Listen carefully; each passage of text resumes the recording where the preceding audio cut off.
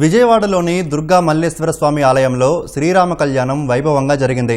శ్రీరామనవమిని పురస్కరించుకొని రాజగోపురం ప్రాంగణంలోని కళావేదిక వద్ద శాస్త్రోక్తంగా సీతారాముల కళ్యాణం నిర్వహించారు. ఆలయ స్థానాచార్యులు విష్ణుభట్ల శివప్రసాద్ శర్మ, ప్రధాన అర్చకులు దుర్గాప్రసాద్ ఆధ్వర్యంలో వైదిక కార్యక్రమాలు నిర్వహించారు. భక్తులు పెద్ద సంఖ్యలో పాల్గొని సీతారామ కళ్యాణం వీక్షించారు. ఉపాలయమైన సీతానగరం మధ్విరాంజనేయ స్వామి దేవస్థానంలోనూ కళ్యాణం కమనీయంగా సాగింది. రామనవమి అత్యంత విశేషమైనటువంటిది.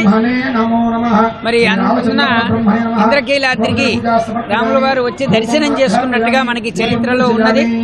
అందువల్ల ఇక్కడ ఆంజనేయ స్వామిని కూడాను క్షేత్రపాలకుడుగా ఏర్పాటు చేయటం జరిగింది.